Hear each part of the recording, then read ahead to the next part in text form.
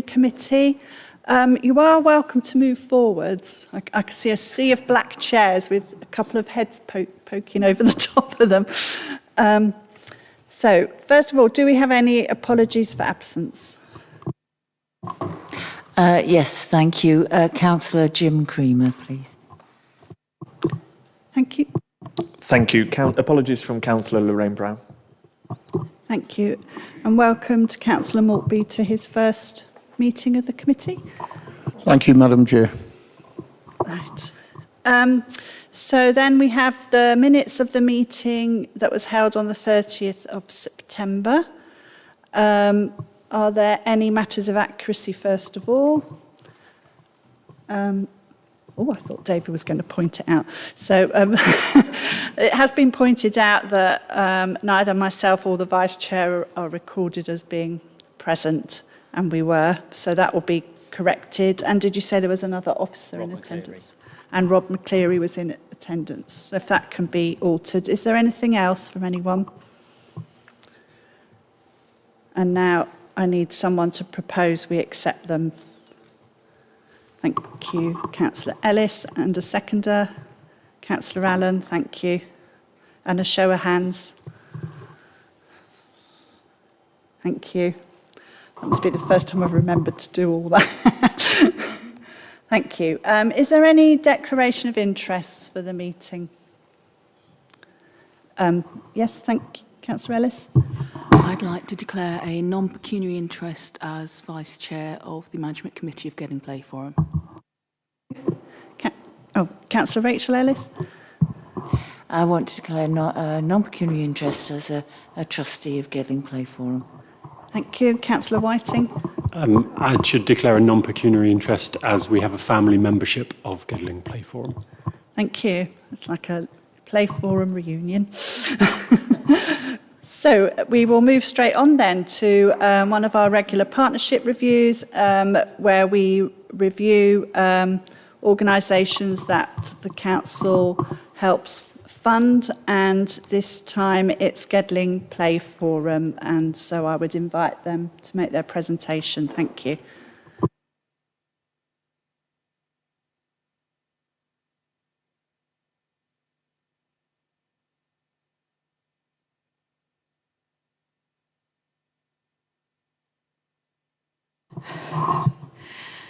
Thank you for inviting me back again to talk to you about the work that we do at Gedling Play Forum. Rather than throwing figures at you this year, I'm going to try and give you an experience of what it is that we do. We're always happy to show people around our resource centre, so please, if you're anywhere near us, do pop in and say hello. There's sometimes cake, but we love to show people around the Aladdin's Cave that is our scrap store, and meet some of the passionate volunteers who make Gedling Play Forum what it is. Can you do the next slide for me, please? And that's the video if you want to click that link.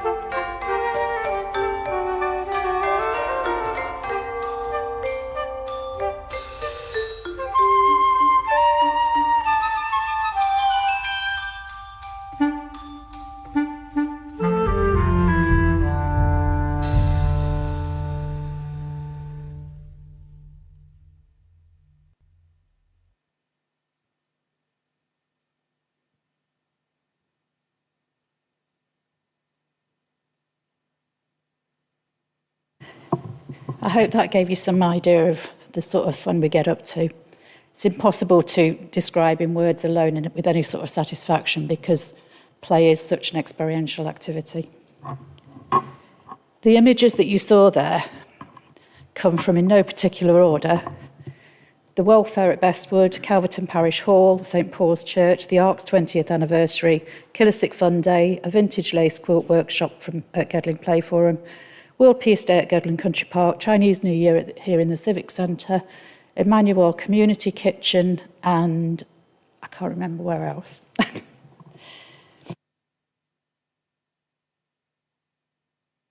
Oh no, sorry. It must be noted that since September, we've been doing most of these events, all of these events, without our trusty van, which was written off after 20 years of dedicated service, after somebody ran into the back of it, the same week as World Peace Day. We were able to do that event with the help of Gedling Borough Council, who loaned us tables and chairs, and 2 willing volunteers who filled their cars with marquees and equipment. The following week was Killissick Fun Day, and our friends at Mapley and Arnold Rotary Club came to our rescue on that occasion. They'll also be helping us this coming Friday to move the big lanterns in preparation for the light switch on parade on Friday evening. So the events that we've covered over the last 12 months have been Calverton Village Get Together, Calverton Family Fun Day, Calverton Carnival, Gedling Gala, holiday activities at the park, at Gedling Library, and the list goes on. There's that. We have duplicated some, so we've done 3 events at the Loco, for example. We've done 2 or 3 events at Gedling Library. So all in all, we've done a total of about 25 events over the course of the year, without including the workshops. If you can go to the next slide, please. So this was something that Jackie Fuller, who's the organiser at St Paul's, said to me.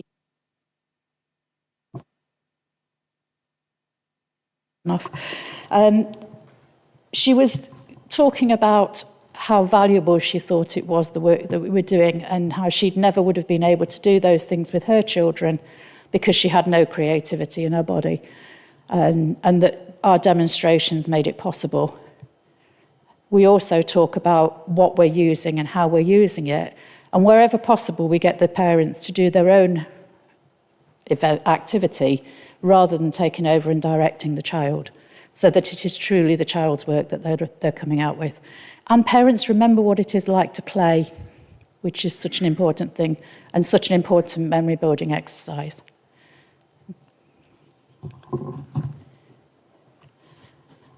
And counsellors have been very good at helping us fund school sharing workshops over the last 18 months or so.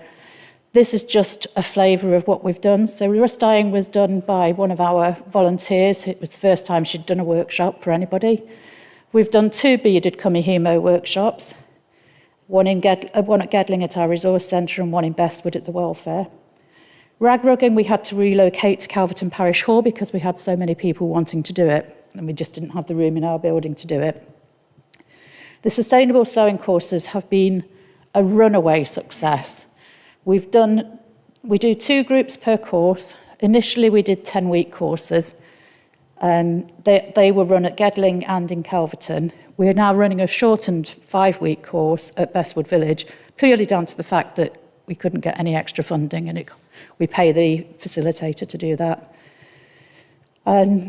We did a 2nd course at Gedling, doing an extension of those things, where sewers like myself, who haven't picked up a sewing machine for 10 years or so, made a pinafore, amongst other things, out of scrap fabric from the fabric room. So I thought I'd wear it just to show you the sort of things we were getting up to there. Workshops are so popular that without exception, they book up almost as soon as we post them, and we end up running waiting lists. Very rarely those people get to do it. So we could sell these over and over and over again, and they would bring us a nice income stream if we didn't feel the need to share them, so that people are picking up the skills who might not otherwise be able to have access to machines and the equipment that we use.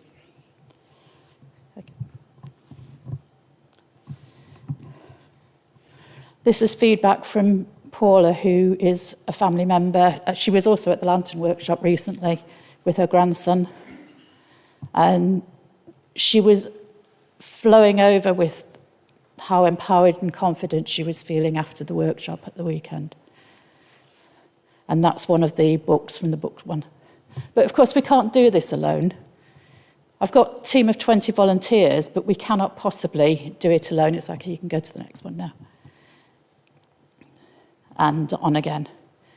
These, with apologies to anybody who I might have missed off there inadvertently, are just some of the beautiful people and groups that work alongside us and help us to do what we do.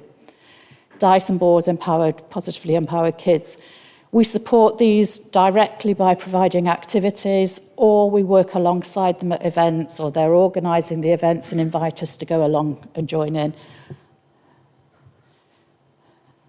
Each and every one of them is important in their own right, and we would fight for them to continue.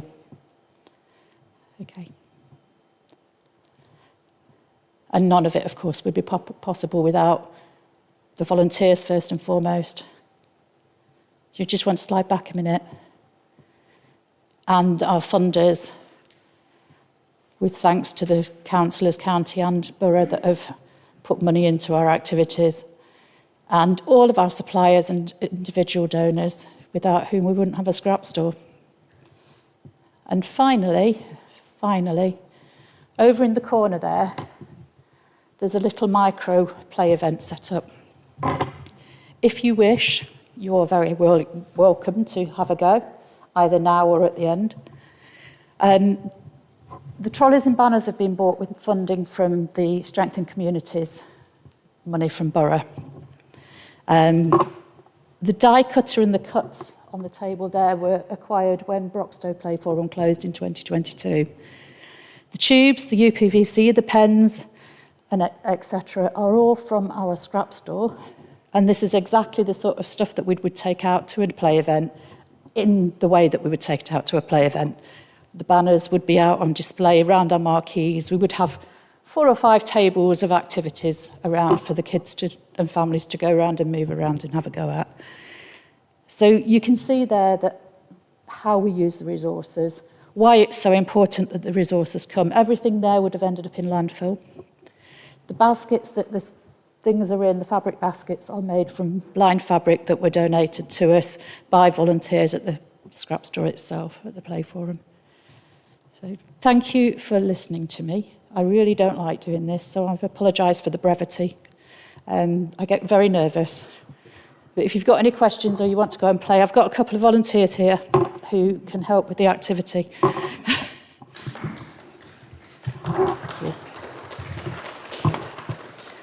Is there any questions before I go and sit down? I was just going to say thank you very much. I think it's probably best if we leave the activity to the end, just because the meeting's being that's recorded. But please don't all run away. Please do come and play. You can fire snowballs at people. Has anybody got any questions? Yeah, Councillor Maltby. Hello, thank you very much for the presentation. Just wondering what your annual running costs are. The annual running costs are our turnover. Our running costs are about 25,000 a year, including salaries and everything. The building is purely electric, which is a big hassle for us at the moment. Okay, thank you. Councillor Pope.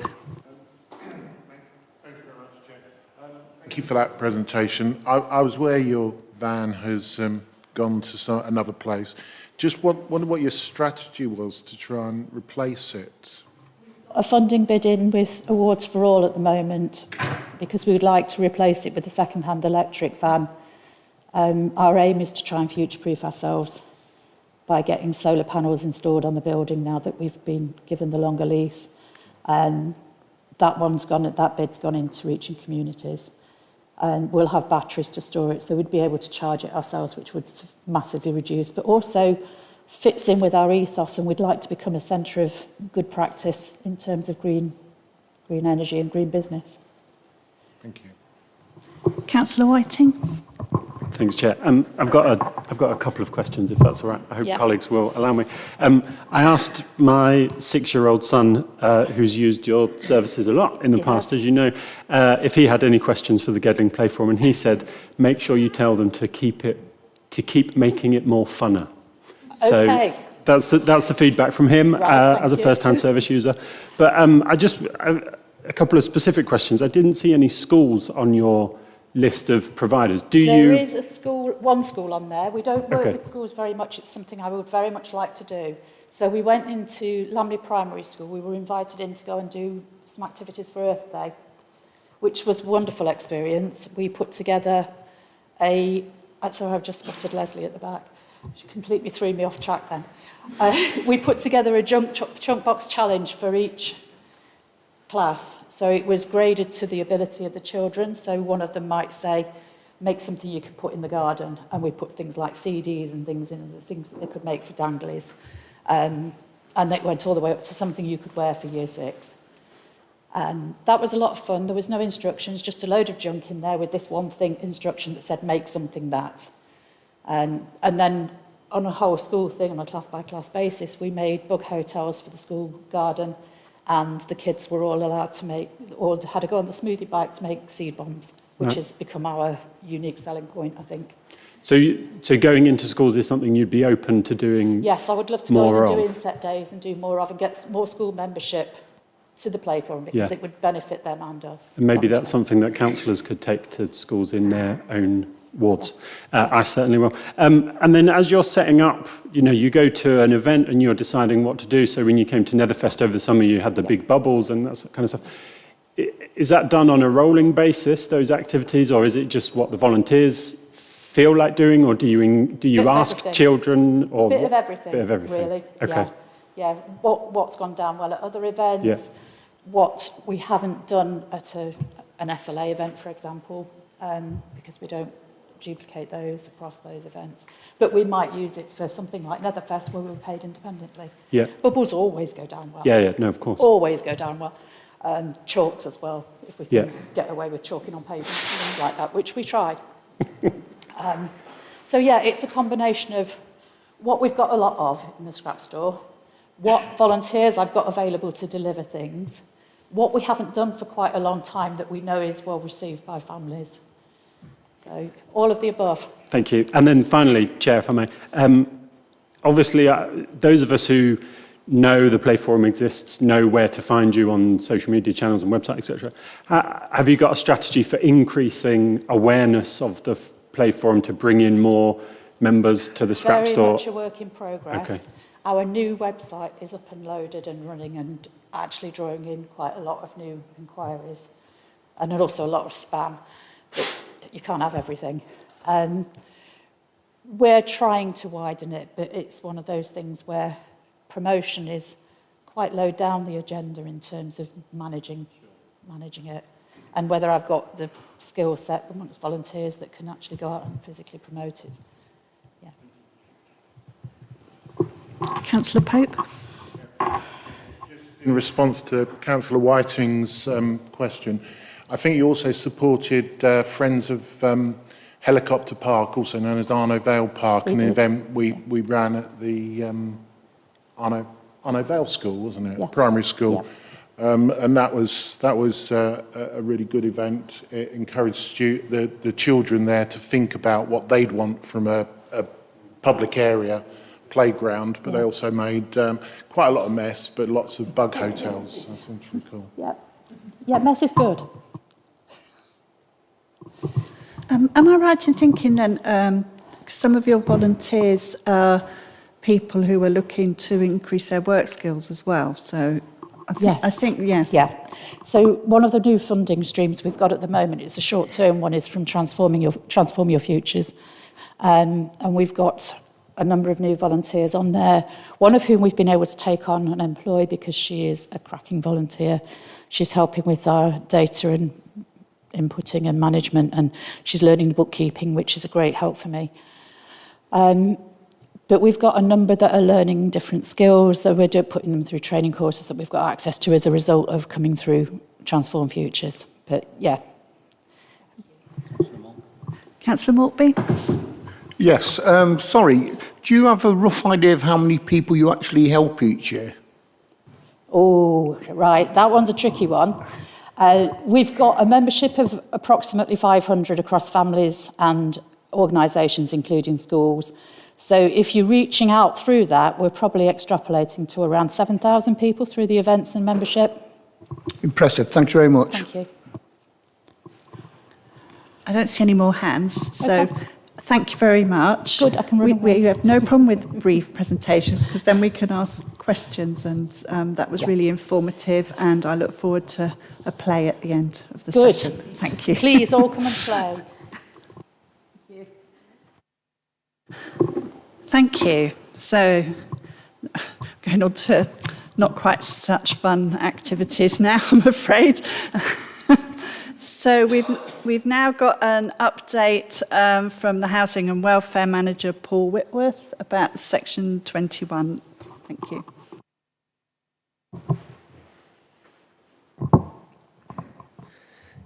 Good afternoon, everybody. Thank you for inviting me along today to talk about the impact of Section 21 eviction notices.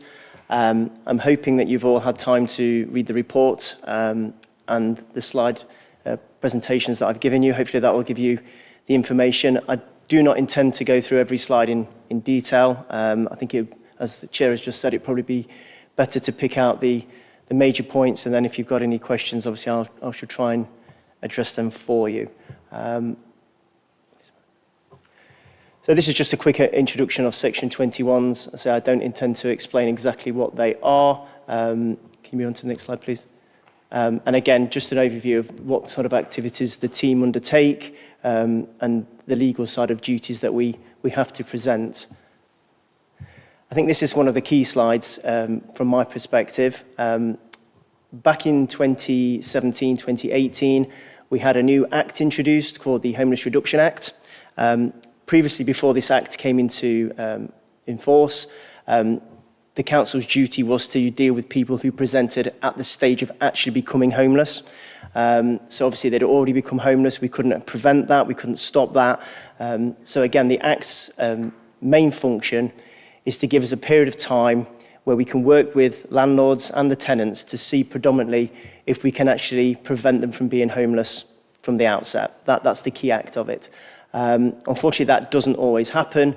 And as you can see from the table, since the Act came in 2018 to where we were at the end of last financial year, the number of actual households, that can be single people or families, that are presenting to the council as homeless has significantly increased. And we're nearly getting to, I think projected for this year is will probably be 50% higher than it was in 2018-19. So despite the fact the Act is trying to reduce people from becoming homeless, it's still happening, and in fact it's getting predominantly worse. So what we try to do here is, and going on from what a Section 21 is, a Section 21 is only enforceable on a private tenancy. And as you can see from the table, what we've tried to do is, and what we try and do as a team to address how we're going to tackle specific areas of homelessness, is we can record the reason why people are presenting in the first place. So number 2 on the list is a loss of private rented tenancy. So that in essence is your Section 21. So it's the second most, I'll say popular, but common reason for homelessness. I'm not sure whether there's anything on there that surprises people. Rent arrears could form part of number 2 on the list, but that could be rent arrears from a social tenancy as well. And again, out of the 945 from the previous slide, they are the 10 most common reasons why. Certainly with things like domestic abuse, since COVID, that is an increasing trend, and we're finding that we're having more and more, and again with relationship breakdowns as well. But yes, Section 21s is the second most common reason for homelessness in the borough. So I just wanted to explain to you something that we do. If a family or an individual presents to us and they are homeless, unfortunately, and we haven't been able to prevent that within the 56 days of them receiving their notice, we are permitted to give certain client groups emergency temporary accommodation. The guidance is very clear on this, that we do have to really provide that to people that are in a priority need. And I've included in there some of those examples. So people with children, people fleeing domestic violence, and people with mental or physical health conditions. And for those kind of scenarios, we would ask for evidence to support that application. We do have temporary accommodation. As you know, we're not a stockholding authority, but we do have pockets of temporary accommodation available to us. And we are working on towards remodelling that offer to people due to the general increase in numbers that we're receiving. The council will also use bed and breakfast accommodation where necessary, but that would only be as a secondary option if none of our accommodation is available. Please be assured that if we do have accommodation that's sat there that's void, we will maximise that every time. And again, just similar to the previous slide, and you'd probably expect to see this trend following the increase in applications that we're receiving year on year. In line with that, we are finding that we're having to accommodate more and more people in temporary accommodation throughout the year. So I know I was asked to come along and talk about Section 21s and homelessness, but what I also manage is our, I don't like calling it a waiting list, but it is in essence a housing waiting list, which is run under our home search system. Anybody in the borough can apply to come onto the home search system, but they do need to demonstrate that they've got a housing need. So if that's not because they're homeless, it could be because of they've got overcrowding issues, they need to move because of a disability. Obviously, we offer this scheme for people seeking sheltered accommodation, so that's over 55s. So currently, what have I put there? So currently, we have 768 active applications on the homeless the home search system. All of those have demonstrated a need. When you apply to us, we ask you for your circumstances, and you are placed into one of three bands, basically, with band 1 being the highest priority. The reason I don't like it being called a waiting list is that, in essence, somebody could apply today that is a band 1 with their circumstances, and they would get a priority above people that had maybe been on band 3 for several weeks, years, months, or whatever. So it's not, in essence, when you apply, you go to the bottom of the list, you're based on your priority, based on your circumstances. And homeless people, initially for the first 56 days before they are homeless, are in band 2, but the minute they become homeless, they're a band 1 application and will be one of our highest priorities. Other band 1s would be things like medical needs. Somebody has an accident and can't use stairs, for example, they would get a band 1. But again, what this slide is trying to explain is, I think I put it there, back in October 21, we had 543 people seeking social housing. By October 24, that's gone up to 768. So again, the need for housing, the need for social housing is not just linked to homelessness, there are other factors to factor in with that. So I think this is the slide that I was most keen to come and discuss and give an overview of. So what are the pressures that the council is currently facing regarding homelessness? So I think it's fair to say the country is, going through a bit of a housing crisis at the moment. It's not just isolated to one area. It is a national scheme, national problem. The council doesn't own its own housing stock. That is a pressure in itself, as we can't manage how we allocate the stock. We have to rely on other social landlords who have their own allocations policies, and they all slightly differ from each other, whereas those authorities that have their own stock have a little bit more control on how they can allocate the accommodation. Jigsaw Homes obviously acquired our old housing stocks, and they are the major provider in the borough, considerably. I think the next biggest has got a few hundred, 200 or 300 properties. Jigsaw have got over 3,000 properties. So they are the big player when it comes to social housing. But part of that stock transfer is that we only get 70% nominations. So any property that comes available, we only get 70% of those, and they can advertise their own stock privately. And by doing that, they can offer those properties to people that aren't linked to the borough, potentially, if that's their prerogative at the end of the day. As I've demonstrated in the table before with the home search tables, the demand for affordable housing is increasing. We can see that it's gone up 200 or 300 in a couple of years. And in line with that, again, the other table will highlight that the number of homeless applications, again, is increasingly. Because of the demand, we're having to use more and more temporary accommodation, so we are fully aware that there's adding bed and breakfast costs to the authority, and just demand for TA in itself is increasing. The private rented sector is something that we will always try and signpost people to, because there's not enough social housing available. But I think it's fair to say that sector is more expensive than social housing.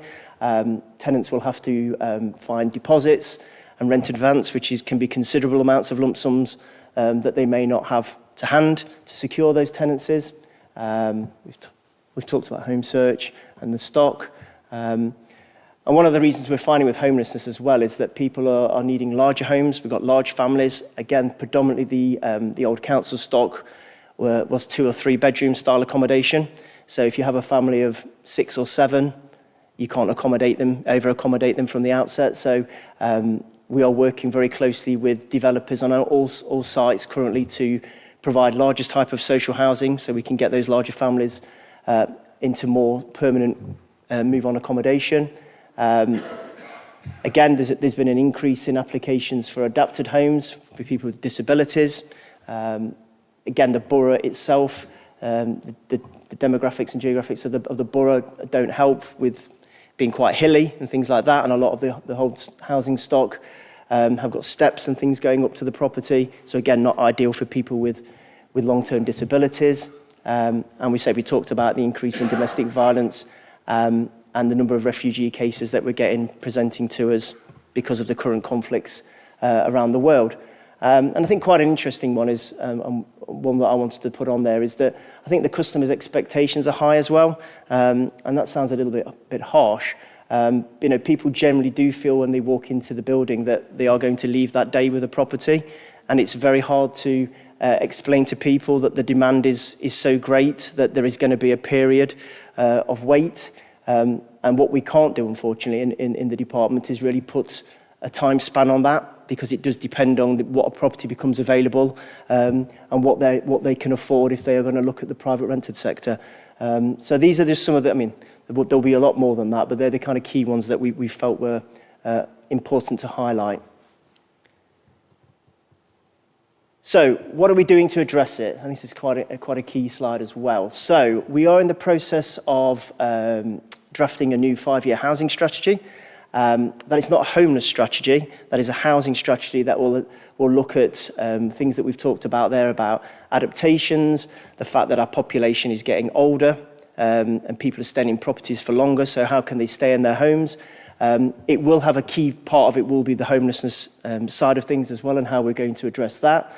We're looking at new ways to deliver emergency and temporary accommodation. We've had approval to purchase properties for the last 2 or 3 years, so the number of actual units that I have available to the team is increasing year on year. We've had approval to recruit to a new specialist refugee officer who started with us a couple of months ago. He comes with quite a lot of experience working for the Red Cross for 18 years, speaks numerous languages and has been a real asset to the team, working with those people that have got language barriers. And I think it just reassures people that, don't know the processes as well as other people. We're going through a review of the council allocation policy, which is what we should do on an annual basis anyway. But we're doing that predominantly because we can see the fact that the number of applications are increasing. And we want to sort of tighten up those processes to make sure that it's fit for purpose and that the right people are being allocated the properties that they need. As part of our preventative work for homelessness, I'm not sure if you've come across these schemes before, but we commission a scheme called Call Before You Serve. So what that does is that's run by officers from Derby City Council, and it's predominantly a scheme for landlords. They will phone a landlord up and ask them what it will take to basically save a tenancy. There'll be a bit of mitigation between the tenant and the landlord, and we pay for that service, and it is quite successful. And something that I think is key is getting the messages out to our future generation about homelessness and the impacts of it. So we commission a scheme called Broxtowe Youth Homelessness, who do it for all the councils in the south of the borough.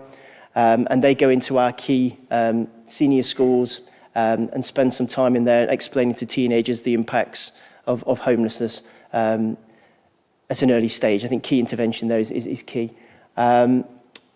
We are considering rough sleeping is high on the agenda.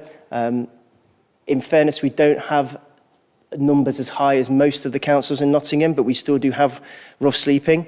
I think as of this week, we currently have 8 rough sleepers in the borough. If you look at places like Mansfield, they've got about 35. So it does differ from borough to borough. But again, we're looking at our provision, and certainly now the winter months are coming, what our offer is during that cold weather snap and getting people off the streets. I can safely say that we've called our SWEP arrangements, and it's the first time today is the first one this year that we've called it. So anybody that's reporting is rough sleeping tonight will be accommodated. And I have made provision to have a minimum of 2 rooms available every night to address that during the winter months. We are negotiating with all developers on any future sites, any future developments that has social housing, that we have larger and more adaptations to those properties. So certainly with the adaptations, looking to have wet rooms from the outset, so they're fit for purpose for both able and disabled people, able-bodied people and disabled people.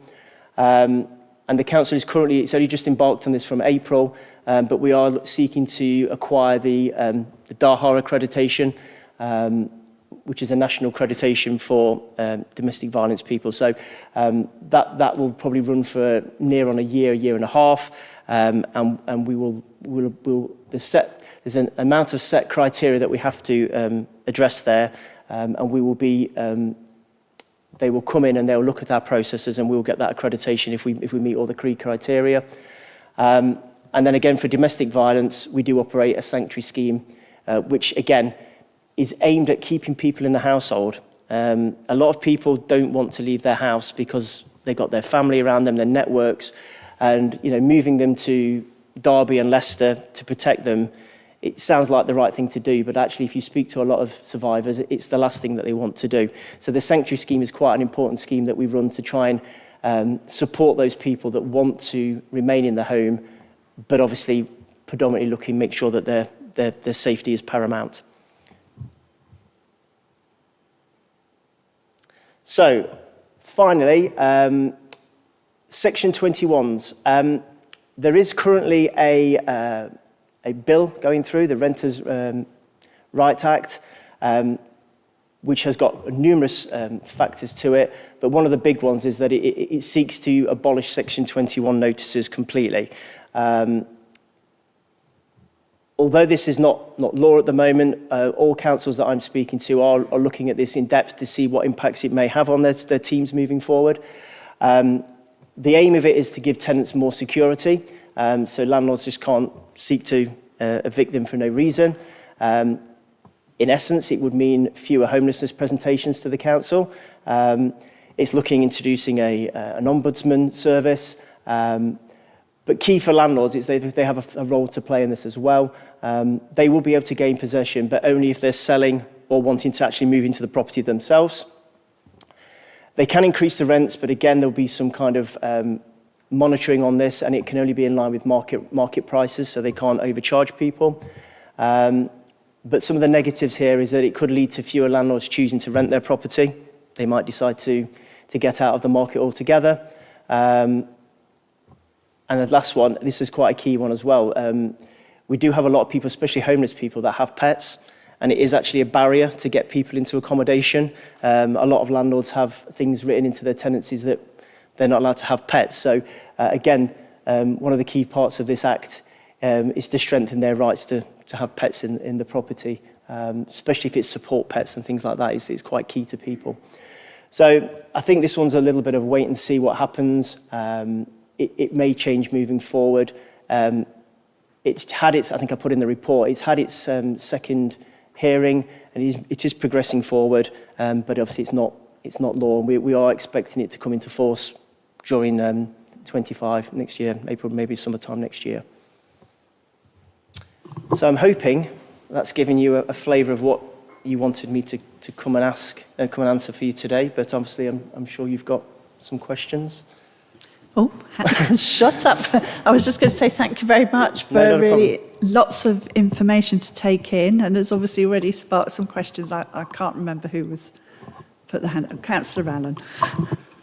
Thanks, Paul, for your presentation. I'm really interested in how the abolition of the Section 21 will affect the number of people presenting as homeless to the council and the reasons for them being homeless. I'm assuming there was still going to be some kind of Section 8, so a fault eviction rather than a no-fault eviction, which is Section 21. And of course, if the landlord wants to live in the property or sell the property, of course, there's going to be still going to be available to be gain possession that way. So I wonder if it will affect the figures or whether more tenants will be evicted through Section 8. And if that's the case, how are they treated? Are they treated differently to a Section 21 no-fault eviction by the council and also the social housing provider? How are they treated? Yeah, wow, okay. Interesting question, and I think some of those are to be seen, some of those answers to be seen. How will it affect the council? As I say, I think the aim of it is to reduce the number of people being made homeless. I think you've asked the question as to why private landlords are making people homeless. It could be a mixture of things that currently, antisocial behaviour, it could be rent arrears, which you can go down your Section 8 route. A lot of landlords are selling to get out of the market altogether, so the property just comes off the market. We can't prevent that because they just don't want to rent anymore. But we are finding that some landlords, and I did put it on the slides, that it is an expensive sector, and some landlords are figuring out that they can evict people and then re-let the property several weeks later for a higher rent and maybe force people that can't afford it on benefits and things like that. So it's a bit of a cat and mouse at times. I'm not sure how it's going to affect it. We're hopeful that the aim is a positive one, and it's going to protect the tenants' rights, and it will reduce those numbers that I've been quoting. But the impact of it, I think it will be a wait and see if the landlords go down a different route to seek those evictions in different ways. The Act should prevent that, but I'm not 100% sure how that's going to play out moving forward. But yes, Section 8, you're right. They do talk about no fault evictions. So Section 21 is where there's no fault in place. So will the landlords to go down the route that there's always a fault and seek to get possession that way? That would be the interesting thing. What I haven't noted from the Acts, and I do need to go back and readdress that, is it doesn't really talk about Section 8s. It only talks about Section 21s, which would imply that Section 8s are going to remain. Just to reiterate, does the resident get treated differently if they present under a Section 21 or a Section 28 by the council and the social housing provider? No, because as you can see from the slides, we can actually get people that are evicted by their parents, so parental evictions that don't even have a tenancy. So it is irrespective as to the reasons why they're evicted. What's key for the team is if somebody's asked to leave, that we have the opportunity to work with them to try and resolve that. What we don't want is people just turning up as we do at 4 o'clock on a Friday with their bags, and we haven't got anywhere to go with that, and you're having to go down the temporary accommodation route. But no, there is no, people aren't treated any differently as to the reasons why they've been evicted. The only circumstance where that might be key is if we deem that they've intentionally made themselves homeless, that has a different outcome. But in saying that, as the note said, we do have a period where we still have to provide that assistance. So it's not, we won't just turn them away at the door, but it's key to get people in early to prevent them. But no, there's certainly no distinction between Section 8, Section 21, parental eviction, domestic violence, anything like that. If somebody turns up and there's a genuine reason why they're homeless, they'll have the same service as anybody else. Thank you. So Councillor Ellis, and then I've got Councillor Smith. Wasn't sure if you meant me or the other councillors. Obviously, since the government announced the abolition of Section 21, there's been a massive rush of landlords to evict their tenants. In fact, in England and Wales, there were 8,425 Section 21s served between July and September. and I expect that before next summer that rush will continue. Are there any preparations underway to deal with this sudden glut of people being made homeless through no fault of their own? Not specifically. I mean, obviously, we cannot stop a private landlord from seeking a Section 21, hence why the Act's coming in. You're right, that I think once landlords get wind of this, there may be an increase. What I would say in Gedling is I haven't seen an overall increase, not a significant increase in that happening to date. The trend over the last 12, 18 months has been that more private landlords are leaving the market. It's an interesting one. I think collectively, when something like this is announced, what we tend to do in the county is we'll get together with colleagues from other authorities and see if there's an approach that we can come up with, or maybe put some advertising out there. But no, nothing, no strategic plan aimed at that. Obviously, what we're going to have to look at is the impact if it does happen. So if there's predominantly a lot of families and things like that, the impact on temporary accommodation would ramp up quite significantly, and that would have, you know, consequences for the authority because we have limited resources in that area. But yeah, I mean, if it was something that we could stop, we would obviously try and do that now. All I think we can do is places like Call Before You Serve and the housing options officers themselves is maybe get hold of that landlord, especially if they've got more than one property in the borough, and just get to the bottom of the reasons for it. Is it, you know, that they're worried about the Act, and just see if we can put their minds at rest and see if there's anything we can do to negate that. But ultimately, if they want to choose to go down that route, I think it's something that we're just going to have to accept to an extent, unfortunately. Councillor Smith. Thank you, and thank you for the in-depth presentation. You mentioned about working with developers to bring forward social housing, particularly large housing. How we got on with that? How many have we been able to secure? Where are they? Are they housed? How's that work gone? And if I just may ask a second question, I think I'm right in saying, I may be wrong, that the government legislation changed to allow councils to build their own homes under council housing, and I think we did some in Colton, did we, Mike? I think we did off Burton Road recently. Are we looking to do more of that? Can we buy houses off the open market and make them into council houses? And has discussions been had about that? I'm more bothered about the large families, because that's what's costing us over 200 grand a year in B&B, and you know the cost could partially be paid off using that money if we bring down the need for B&B. Yeah, I mean, regarding the families being in B&B, certainly if it's a large family, the MHCLG are very clear about this, that we need to get families out of bed and breakfast.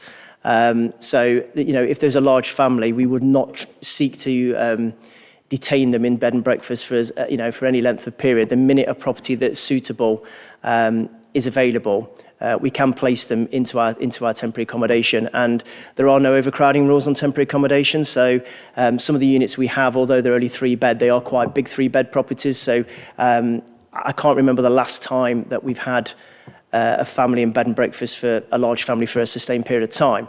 The difficulty you have is, and something you've touched on there, is that once they're in temporary accommodation, it's how long is it going to take to move them into suitable move on accommodation that isn't overcrowded, and that's where your 4 or 5 bedroom properties come into play, basically.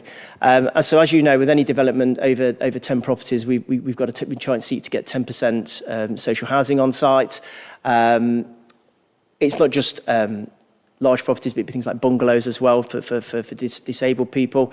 That is ongoing discussions on a site-by-site basis. I don't, I'm afraid, have the numbers to hand, but what I would say is it's not going to be a significant number of properties. It's going to be a handful of properties dotted around the borough. But it's something that our strategic housing manager is working on a regular basis to try and secure whatever's best suited. It is difficult because clearly any properties that are developed, we can easily fill them with the need from the 800 odd on the housing register. But it is about those difficult to place people. So we are working with places like, Jigsaw Homes, looking at their current garage sites and things like that and seeing if we can develop that. We have secured, and I'm sure you're aware of the numbers, on the Rolleston Drive site. There are significant numbers, I think is there 4 or 5 4-bedroom houses on there. And what we've agreed is that the council will get nomination rights directly to those properties. Some of the properties are going to be let by Jigsaw through a local letting scheme that we've agreed or agreeing at the minute. But I've made it very clear that I do need those larger properties. Sorry, what was your other question? Can we buy build, yes. homes off, like build them or buy them off the open market? Okay. In So- the county council, children's homes, we rather than building big institutions, we're just buying houses off the open market. Yeah, I mean, you talked about Burton Station Road. That project is ongoing. There's been no development on that site currently. That is still, we're still doing some surveys on that site at the moment, and we're hoping to present our findings on that very shortly. As I said, the housing strategy that we're developing is going to look at all options. So future, looking at what the housing needs are. I don't think I'm in a position to say whether I can purchase properties on the open market at the minute. Currently, we're not a social landlord. Obviously, any tenancies any licenses we give out are not tenancies, they're not long-term tenancies. So that would be looking at the long-term strategy of the council and how we wish to address that. But in essence, can we do it? There is no reason why we can't do it. In my opinion, I'm not something I've looked into, but it's something we could do. We are currently a registered social landlord. We did register several years ago. So there's nothing to say we can't do it, but obviously there's going to be other reasons as to why we should or shouldn't do it, and that's probably not for me to to comment on. But yeah, I can't see that I can't see you can't do it. Councillor Pope. Thank you, Chair, and thank you for that presentation. I found it really interesting, really informative. A couple of questions, if I may. The marked increase in numbers from 2018-19 through to this year, you gave us your top 10 reasons. Yep. For, have you done any analysis as to whether any of those in particular have seen a marked increase in being the reason for... I mean, you mentioned domestic abuse post-COVID, people being cooped up together. Yeah, I mean, no, we haven't. It is interesting. I mean, what I would say back in probably 2018, the way we would have tackled homelessness is we probably tried the same approach across all the different reasons. I think it's getting to the point now where, something like a domestic violence case, you do have to deal with in a separate way. So we're having to sort of train staff and adapt our skill sets and our delivery of the service based on the circumstances of the individual and the reason they're made homeless. So I think you're right, to get an overview of seeing and to address it moving forward, getting a better understanding of why people in that area are becoming homeless, and then that will then set our future sort of tactics of how we're going to address that in the future. The thing with stats is you can analyse them as much as you like, but each case is going to have a slight different variation as to why they're homeless. But yeah, I mean, Section 21 is an open one because it's no fault. It would be a good idea to understand if it's just to do with rent arrears or whether it's just landlords selling up or whatever, so we could get a better understanding of it. So that's something I can take back and we can look into. Thank you. And if I may, just an observation about the specialist refugee officer that's employed. Can I ask, I mean, that to me sounds like a really important role within the team. Is that a permanent post? Or? No, so it's funded for 2 years. Right. Obviously, we've been dealing with Afghan and Syrian refugees for several years now, and then the conflict in Ukraine increased numbers there. And then also, what we're facing now is that a lot of those hotels and things are being closed down by the government, and once people get the right to remain, they can present as homeless at that stage. So what we felt as a department was that it was quite a specialised area, certainly around language barriers, and that these kind of cases would need a lot more one-to-one interaction, and certainly, lengthy interviews, maybe interpreters and things like that. So the role has been designed to not only help the tenants, the future tenants, but also go out into the market. Like I say, the gentleman that we've hired has got good knowledge of the Red Cross and other sort of refugee forums and things like that I wasn't aware of. And we've let him go out and liaise with those groups, and he's broadening our skill sets in that area. So thankfully at the moment we haven't got huge numbers, But if that does increase, I think we're in a good position where we can provide a better service to those affected. I think language barriers is a key one. And are you collecting data as you go along, just so that you can do an impact analysis? Yeah, I mean, he's making quite a lot of notes as to what's going on with those cases.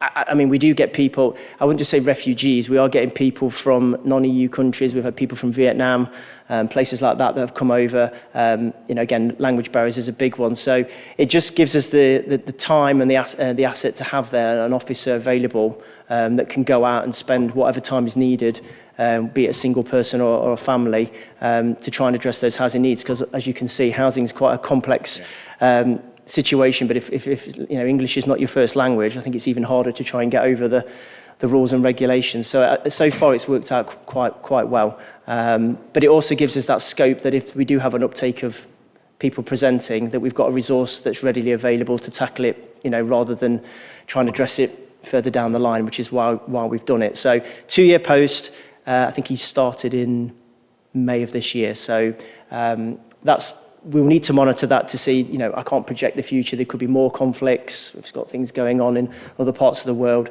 2 years is a long time. It may be that there are no refugees in 2 years. It might be that there's 10 times as many. So we do need to have that data to project where that post is going to go in the future. Thank you. Thank you. Councillor Rachel Ellis. Thank you, and thank you very much for the report and the presentation. Very much food for thought. I'm just going to dwell a little bit on your primary reason for people becoming homeless, which is about being asked to leave by family or indeed by friends.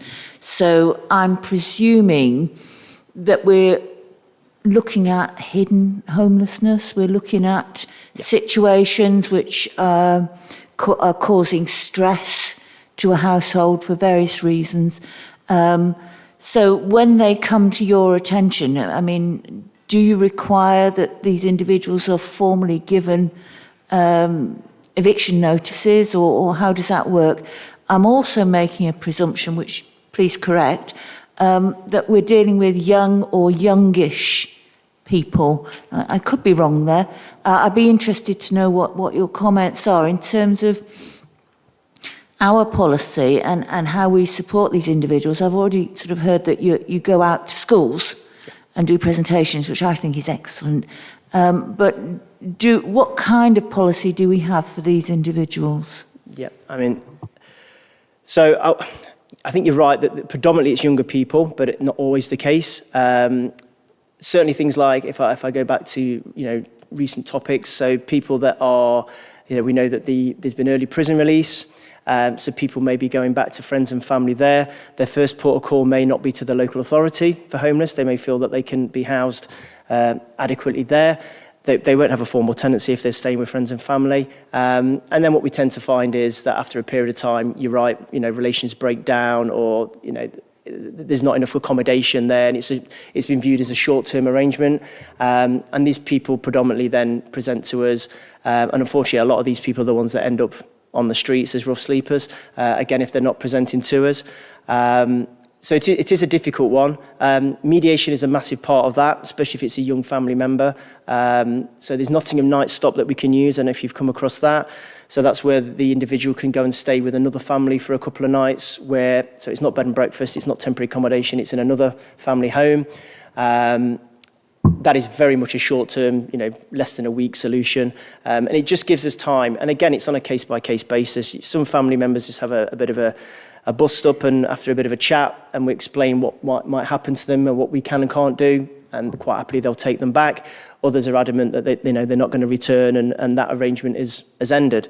Harder if it's not family, because friends are normally doing it just for a favour, whereas family, you'd hope that if they've been living there all their lives, that they'd want them to go back to that property.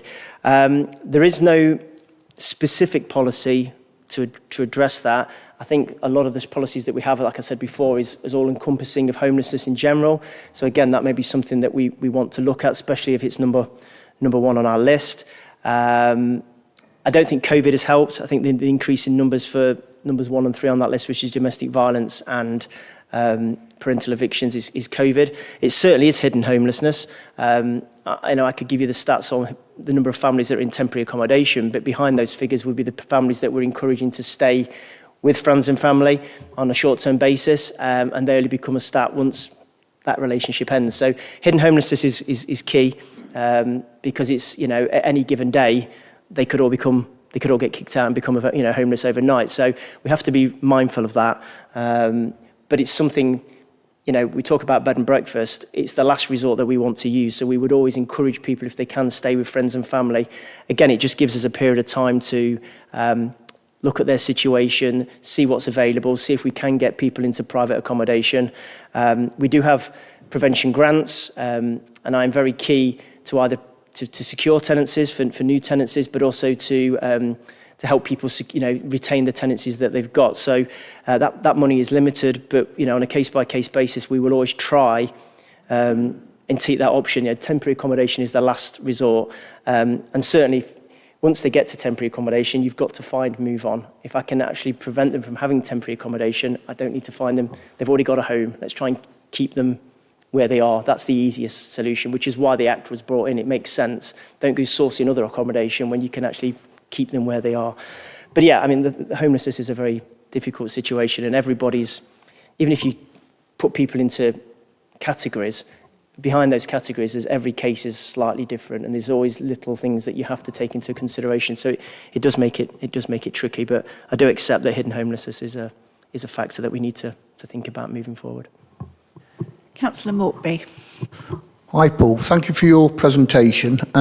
Firstly, can I say a big thanks to you and your team. You provide valuable support, and I'm talking from a person who's actually used your service many years ago. Just to give you some context, I was homeless in 2010. Then I was given temporary accommodation at the Stage Hotel. Know it well.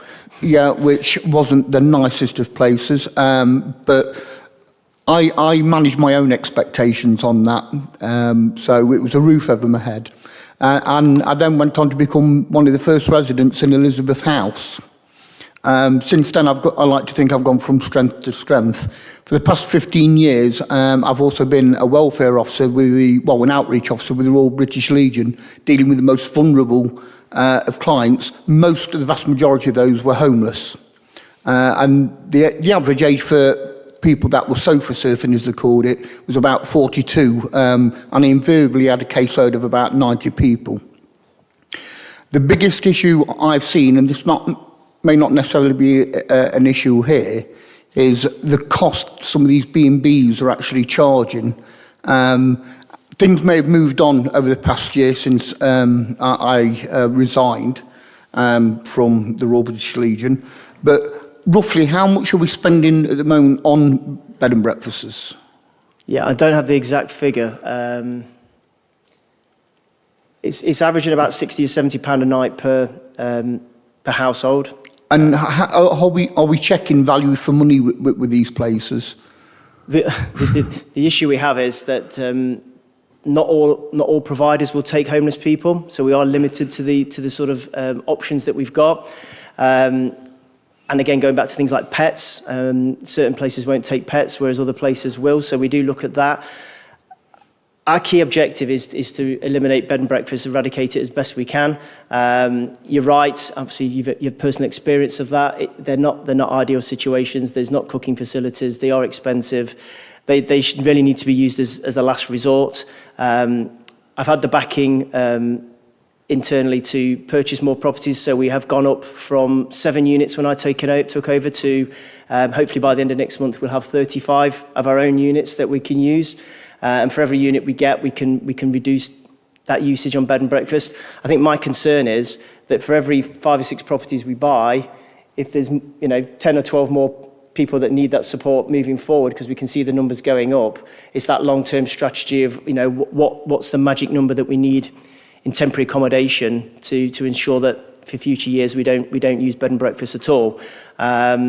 But at the minute, the position we're in, and obviously with things like winter coming and the sweat provision, that would be a resource that we'd have to use in if there's no other options available. But like I said to one of the other councillors earlier, the minute a property becomes available, we will get families and we will get people out of those accommodation, because we don't want people in bed and breakfast at all, but certainly not for sustained periods of time. And I don't know how long you were at the Stage Hotel, but it's not something that people want to be there for, months and months and months. And that's certainly not my objective. That's not what I want to have to put people through.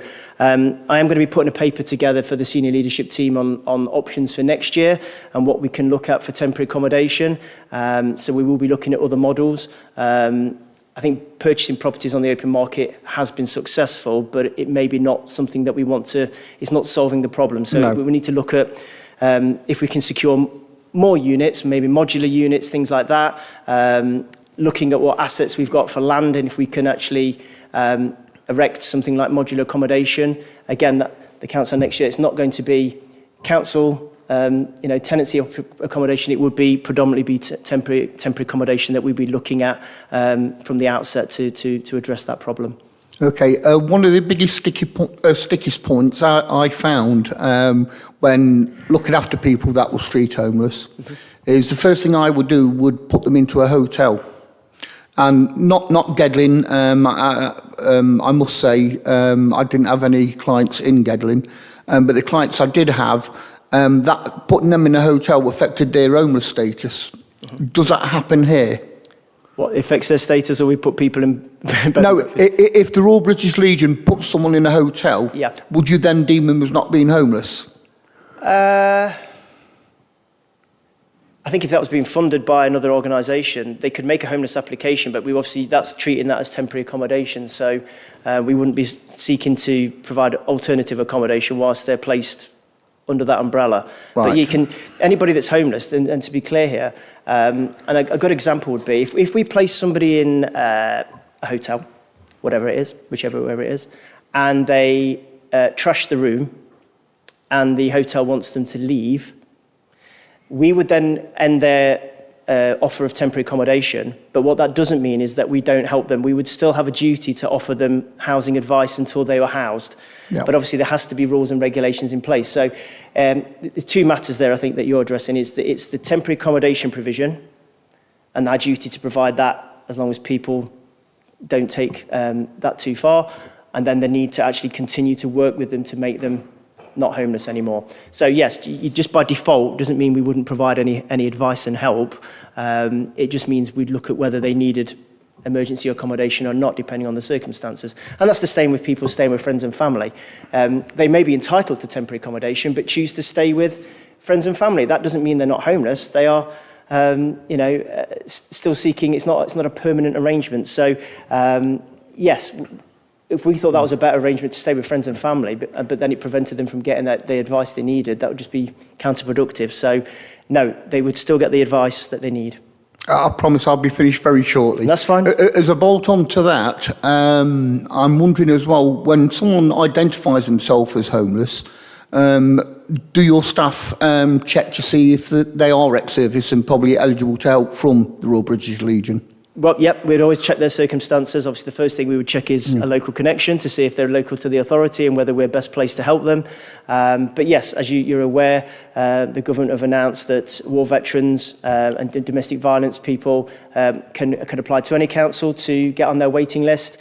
But obviously, homelessness law is slightly different. But yes, what's key to us is at that first interaction with anybody, be it able-bodied, disabled, war veteran, whatever, it's key for us to understand their circumstances.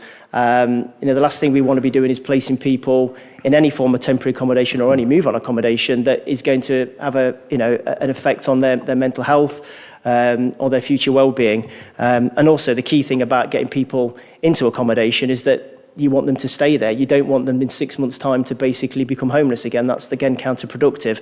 So it is difficult, and I'm not saying that always we can give the answers that we want, but we will always take into consideration anybody's personal circumstances, because I think with homeless and the risks that are associated with it, you just need to be fully aware of people's circumstances. What I do tend to find is that some people won't tell you all their circumstances. So unless we're aware of it, it's very difficult to tackle it. But the process is to talk to people, get to understand their needs, what their circumstances are, what their journey's been, where they've got, why they're homeless in the first place, why they've come to us in the first place, how's this happened, and that then helps us formulate, as you would know, an action plan to take it forward, and those action plans should be bespoke to each individual person, and that will then formulate our approach to relieving their homelessness. Okay, and just in case you're not aware, if a veteran does apply, becomes homeless and comes to you, and the only option is to find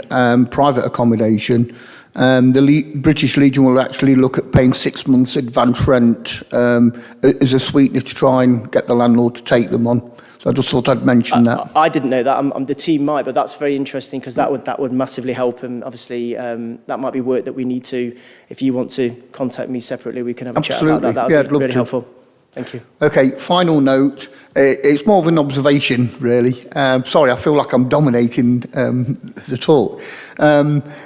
One of the issues I've come across, particularly when it comes to DFGs, as you mentioned before about adaptations being a reason people become homeless. Currently, there's an issue with jigsaw homes where it's taking 18 to 24 months before they're even able to consider or even look at doing an adaptation. My issue is, are you aware of that, and do we know why that issue is? Well, obviously, I don't administer the DFGs myself, so I'm not fully the best person to answer that question. What I would say is that I'm aware that there's quite a few people on our housing register that are awaiting properties that have got adaptations. Again, my understanding is that each application is bespoke and based on the circumstances of that situation. While there's a delay, I generally don't know the answer to that, and I can't speak for colleagues at Jigsaw Homes, but I'm sure Sam Palmer, who deals with it from the council's perspective, is aware of that, and obviously I'll pass on your comments to see if he can push that forward. But it's not something that, unfortunately, although I'm waiting for the properties to get people off the register, it's not something that I have a direct impact or effect on. What I can say as a final add-on is that if the landlord's happy to give a letter, particularly if they're a veteran or widow of a veteran, if it's going to take more than 6 months, then the Legion would look at paying the full amount for a DFG. Again, we can have those conversations. And if not me, I can put you in contact with the right people. Paul, thank you very much. Not a problem. Thank you. I think I've got one last question from Councillor Ellis. Thank you. Based on something that you said in one of your replies to one of the previous councillors, I know that you've said you work with services such as Call Before You Serve, which are an amazing service. Are you working with other partners to help with referring to mental health services as being threatened with homelessness can cause major mental health problems? Yes, even a sheet of paper when they first apply that tells them where to go might be a good idea. Yeah, I mean, obviously we work very, very closely with the Notts County Council. It's something that we're looking for the well-being and welfare of people as well as, that the property is quite key. I'm a part of quite a few working groups to look at how we can address that moving forward. I think there's work to be done there. But yes, any referrals into, whether it's into housing schemes or referrals, MASH referrals, safeguarding referrals, things like that, that's all undertaken by the team. But until COVID, there probably wasn't that interaction so much with the county council and social services and welfare and well-being. So that is something that has dramatically increased since COVID, and I think will only get stronger as sort of time goes on.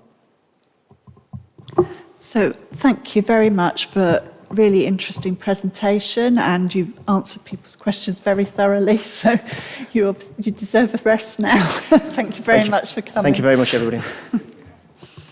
Thank you. So moving on, Emma's now going to present the next paper as an update on the sewerage review recommendations. Hello. I'm not going to go in depth as I hope that you've read it. However, I will just say that I have collected the information from the head of, Mike Avery, I can't remember his title. I think head of place is his new title. So we've got this information. I'm pleased to report that everything but one has been implemented or is in implementation. And the one that is in implementation is due to the campaigns that we did want to use have now stopped. So we're looking for sort of new campaigns from Severn Trent. Most of the stuff has been part of policy that's already been in place or has been slightly amended to help these recommendations.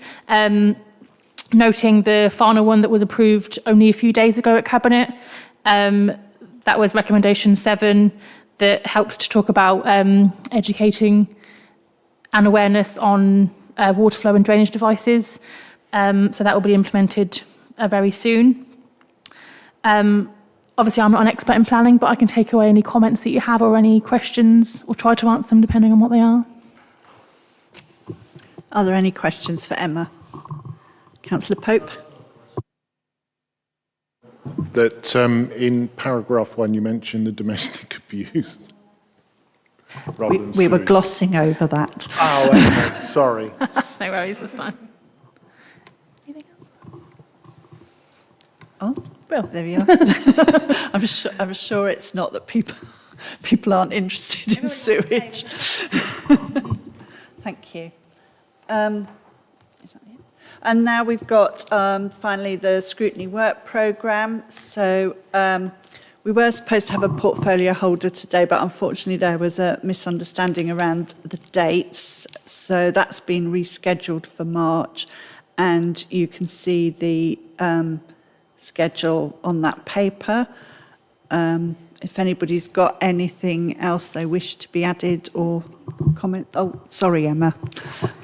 I was just going to ask, obviously we are coming up to a new year for committees, and I wanted to see if there was anybody else you wanted to invite in as a partner, so someone we fund or somebody we work with, as we've got confirmation for the next few, but I'm thinking further ahead. I know there was a lot of discussion of trying to keep this a bit of a rolling programme. So yeah, just if you have any ideas now, or if you have anything that you want to email me, just so we can keep this sort of live document and keep it up to date, and I can ask people if they wanted to come. Councillor Pope. Thank you, Chair. Next July, we've got Councillor Hollingsworth presenting. Do we know what on? Because obviously, her, I know it's a long way away, and so just her planning. As it stands now, it's her current portfolio, so Right. Sustainable Growth and Economy. What happens with the portfolio holder areas is unknown right now. I believe there'll be a report to council in the next few months that will sort of discuss the new, if any, changes to the portfolio holders. Of course, if that happens, then I'll get on straight away and then ask the new person to come along. But I'll do it in order of when they last came, so we have an update on a rolling basis for all of the portfolio holders. I was just going to note that we've got both Jigsaw Homes and Nottingham City Homes coming to the next 2 meetings, so I think that will be really useful if we can try and hold tonight's conversation in our heads for that long. Yeah, Councillor Whiting. Thanks, Chair. Under rolling issues, we've got review of effectiveness of hybrid working, among other things. Unless I've missed a meeting or have forgotten, I don't think we've actually done anything on that yet. Would it be possible to kind of firm up a time to actually have a report on that? I think we were going to look to maybe have a working group on it as well. Sorry, can you repeat what it was? The effectiveness of hybrid working. It's completely up to the group how you want to prioritise these things. This is based on previous committees and what I've been told. But if the group tells me they want to move stuff around, that's absolutely fine by me. Obviously, the caveat is that I'll need to write the report and get the information. So depends on what everybody thinks prioritisation-wise. Can I propose then, Chair, if I'm able to, that we ask for a report on the effectiveness of hybrid working on the 10th of March. We've got a slot there at the moment for report items. Does that give you enough time, Emma, to... Well, that's under an actual review. So sort of the report items are sort of standard items that are come from everybody else. So section 21 was from Paul, complaints will be from Fran, procurement policy will be from the officer that's appropriate to that. So this is more of a bigger review. So we bring an initial report here and then we go away and have a review. So it's slightly more work, but I can move stuff around because I think for your benefit as well, if there are loads of reviews going on at the same time, is when you have the time to do them as well. So it needs to be a bit of a mixed approach. But if you want to think about the reordering of those priorities we have currently, I can move them around. I mean, I wouldn't dare get in the way of fly tipping and litter, because I know that's an important I know that's been on there for quite a while. So debate, yeah. So I could put it on for July maybe and hope that we can do those other two quickly. Is that okay? Is that all right with everyone? Yeah. And Sam's got Sorry, Councillor Smith. It's not a work programme question, but just on hybrid working, and Mike might be able to answer this question. I think councils were asked to consult with sitting councillors on the government's proposals to introduce hybrid meetings. Now, the County Council sent out a survey to all sitting councillors. Has Gedling been asked, and are we going to be asked? It's on my to-do list, yes. Thank you. If we're asking for a review into hybrid working, are there any questions in particular that people would want answering? And is it best if they submit those to you? Or should we have a discussion about it now? Whatever you would like. I think if you want to talk about what you want to hear, I'd prefer to talk about the ones coming in January and March so that I can get a bit more knowledge now. I think the plan about that was sort of how we work, what the policy is, stats on performance, stats on efficiency. That's sort of what I was thinking you were meaning. I can see a lot of nods. I think that's what you were sort of saying. I think maybe there's a view that sometimes if we're working from home, we're not working, which I would probably say, thinking of myself, I work more at home because I have less distractions and, so... But on the other two, on the fly tipping and the review of public parks, I was planning on sort of emailing out and getting some thoughts anyway, because they're massive topics. So it's sort of trying to home in on exactly what you want to talk about, what department you want to bring in, because all of those are very cross council. So I plan to do that anyway, Chair, if that's okay. And I'll probably just do them about all three upcoming reviews and ask for your thoughts and thoughts on what you want to hear. If that's okay. That'd be really helpful. Perfect. Thank you. In terms of the hybrid working, I'd also be interested in staff feedback about that, and also any impact on both room use and also moving towards the carbon efficiency drive as well. Thanks. Okay. Anything else on the work programme? No. So, any other business? I've not been notified of anything, but that's good. So, I would just remind you all, you're all invited to partake in a play forum session now. But apart from that, the meeting is closed. Thank you all, everyone, for attending, and a Merry Christmas.